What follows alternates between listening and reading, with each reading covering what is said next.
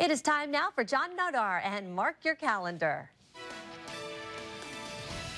And joining us this morning from the University of Mobile, Professor of History, Dr. Lonnie Burnett, and from the University of Houston, Professor of History, Dr. Eric Walther. Wonderful to have you both with us today. Thank you. Good morning. They are here to invite you to the first in the Billy G. Hinson Lecture Series, and it will be tonight at 7 p.m. at the University of Mobile campus, so don't dilly-dally. Get on over there and enjoy some interesting history. 442-2319. And Dr. Burnett, tell me about this lecture series. Well, every year, John, we do a lecture at the University of Mobile where we try to focus on Southern history and state history. And for the next 5 years, we're going to focus on the American Civil War since it's the sesquicentennial. Right.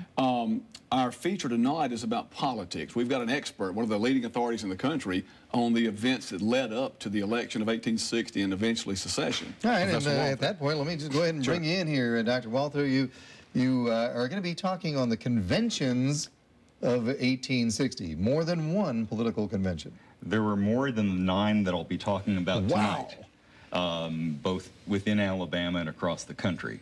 But there was a state of political tumult back then that makes politics today look tame. It really does, and rising to the fore of all of this was an Alabamian. Absolutely. William Lowndes Yancey of Alabama is a name not terribly familiar with people inside Alabama, let alone outside, but every historian of the Civil War era knows that he was most likely the single most important leader of secession and disunion.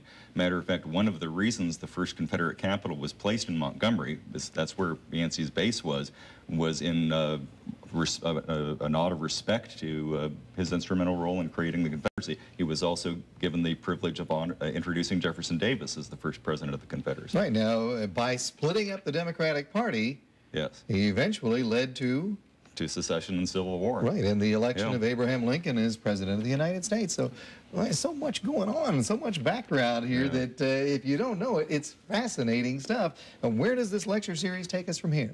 Well, next year we'll probably, John, focus on the actual start of the war. We'll keep going through events in Mobile. We'll talk about 1 year, the Battle of Mobile Bay. We'll focus on the Hundley 1 year. It's just a fascinating series we're doing. I might mention tonight, Professor Walther's book will be on sale. He'll sign books. There's a reception. It's an excellent book he's written. Won several awards, so we encourage the public to come out. Check it out yourself, umobile.edu, but stop by the Moore Auditorium on the University of Mobile campus tonight at 7 p.m.